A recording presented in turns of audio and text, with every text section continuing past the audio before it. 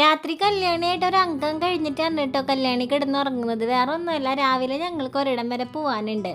അപ്പം ഞാൻ പറഞ്ഞു കല്യാണി സ്കൂളിൽ പൊക്കോ, കുറച്ച് നേരത്തെ കാര്യമുള്ളൂ, ക്ലാസ് വെറുതെ കളയണ്ടെന്ന് പറഞ്ഞു. അപ്പോൾ അവൾ സമ്മതിക്കുന്നില്ല, അവൾക്കും വരണം എന്ന് പറഞ്ഞിട്ട് അവൾ വാശി പിടിച്ചുകൊണ്ടിരിക്കുകയാണ്. അപ്പോൾ അവൾ വാശി പിടിക്കുന്നത് കാണുമ്പോൾ കണ്ണന് ഭയങ്കര ദേഷ്യമാണ്. അപ്പോൾ അവളെ കുറേ ചീത്ത പറഞ്ഞൊക്കെ കെടുത്തി എങ്ങനെയൊക്കെ അവൾ ഉറങ്ങി. ഞാനല്ലാട്ടോ ചീത്ത പറയുന്നത്, കണ്ണൻ ചേട്ടനാണ്. ഹൂ എന്നൊക്കെ പറഞ്ഞ് അവൻ്റേതായ ഭാഷയിൽ അവനിങ്ങനെ കുറേ ചീത്തയൊക്കെ പറയൂട്ടോ അവളെ. പക്ഷേ അവൾക്ക് അതൊന്നും പ്രശ്നമൊന്നുമില്ല. അപ്പം ഞാൻ പറയും, കണ്ട അതിൻ്റെ ചേട്ടൻ ചീത്ത പറയുന്നതാണെന്നൊക്കെ പറയുമ്പോൾ അവൻ അങ്ങനെയെങ്കിലും സൗണ്ട് ഉണ്ടാക്കുന്നുണ്ടല്ലോ അമ്മയെന്നുള്ള രീതിയിൽ തന്നെയാണ് കല്യാണി എപ്പോഴും പറയാറുള്ളത്. അതൊക്കെ കഴിഞ്ഞ് അവൾ ഉറങ്ങിയപ്പോൾ കൈയൊക്കെ ഇടയ്ക്കോടിട്ടിട്ടൊക്കെയാണ് കേട്ടോ അവളെ പിടിച്ച് കിടക്കുന്നത്. അങ്ങനെ രാവിലെ എൻ്റെ പണികളൊക്കെ വേഗം ഒതുക്കിയിട്ട് രണ്ടാളും എണീക്കുന്നത് നോക്കി ഇങ്ങനെ നിൽക്കുമായിരുന്നു ഞാൻ. അപ്പോൾ പതുക്കെ ഇങ്ങനെ എണീറ്റ് തുടങ്ങിയിട്ടുണ്ട്. കണ്ണൻ എണീക്കുന്നത് അങ്ങനെയാണ്, ഒരു അനക്കം വരും, അവിടെ നിന്ന് ഇങ്ങനെ എണീറ്റ് തുടങ്ങും.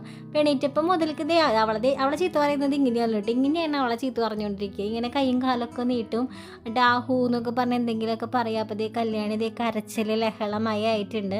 വേറെ ഒന്നുമല്ല, അവൾക്കിന്ന് സ്കൂളിൽ പോകണ്ട, ഞങ്ങൾ പോകുന്ന സ്ഥലത്തേക്ക് കൂടെ വരണം എന്ന് പറഞ്ഞിട്ടാണ് കരയുന്നത്. അപ്പോൾ എക്സാമൊക്കെ ഏകദേശം അടുത്തും കൊണ്ടിരിക്കുകയാണ്, റെമഡിയൽ ക്ലാസ്സൊക്കെ നടന്നുകൊണ്ടിരിക്കുകയാണ്. അപ്പം ഞാൻ പറഞ്ഞു വേണ്ട കല്ല്, വെറുതെ ക്ലാസ് കളയണ്ടെന്ന് പറഞ്ഞിട്ട് ഞാൻ കുറേ പറഞ്ഞു നോക്കുന്നുണ്ട്. പക്ഷെ എൻ്റെ മനസ്സിലും അവളെ കൊണ്ടുപോകണം എന്നുണ്ട്. പക്ഷെ ഞാനും ഒരു ബലം പിടിച്ച് നോക്കുന്നതാണ് കേട്ടോ. ഞാനും ചേട്ടനും തലേദിവസം പറഞ്ഞിട്ടുണ്ടായിരുന്നു കല്യാണിനും കൂടെ കൊണ്ടുപോകാം, എല്ലാവരും വരുന്നൊരു പരിപാടിയൊക്കെ അല്ലേ എന്ന്. പക്ഷേ കണ്ണൻ്റെ ഈ ഒരു കണ്ടില്ലേ, ഈ അവളെ ചീത്ത പറയുന്നതൊക്കെ കാണാനൊക്കെ കൂടെ വേണ്ടിയിട്ടാണ് കേട്ടോ ഞാനും കുറച്ച് ബലം പിടിച്ചുകൊണ്ടിരിക്കുന്നത്. പക്ഷേ കണ്ണൻ അവൾ വരുന്നത് ഇഷ്ടമൊക്കെയാണ്. പക്ഷെ ഞാൻ വേണ്ട എന്ന് പറയുന്നൊരു കാര്യം അവൾ ചെയ്യുമ്പോൾ എൻ്റെ കൂടെ നിന്നിട്ട് അവളെ ചീത്ത പറയുന്നതാണ് കേട്ടോ കാണുന്നത്. അങ്ങനെ ഞങ്ങൾ റെഡിയായി ഇറങ്ങിയിട്ടോ. അപ്പോൾ നമ്മൾ പോകുന്നത് എങ്ങോട്ടാന്ന് വെച്ച് കഴിഞ്ഞാൽ വോയിസ് ഓഫ് ഡിസബിൾഡ് എന്ന് പറഞ്ഞ സംഘടനയുടെ വിങ്സ് ഓഫ് മൈൻഡ് 2026 എന്ന് പറയുന്നൊരു പ്രോഗ്രാം നടക്കുന്നുണ്ട്. ഞാനൊരു വീഡിയോയിൽ പറഞ്ഞിട്ടുണ്ടായിരുന്നു അല്ലേ, അപ്പോൾ നമ്മൾ എന്തായാലും പോകുന്നൊക്കെ പറഞ്ഞിട്ടുണ്ടായിരുന്നു. അപ്പോൾ ആ ഒരു പരിപാടി അറ്റൻഡ് ചെയ്യാനായിട്ടാണ് കേട്ടോ നമ്മൾ പോകുന്നത്. അപ്പോൾ അവിടെ ചെറിയൊരു സ്നേഹാദരം ഒക്കെ എനിക്കും ഉണ്ടെന്ന് പറഞ്ഞിട്ടുണ്ടായിരുന്നു.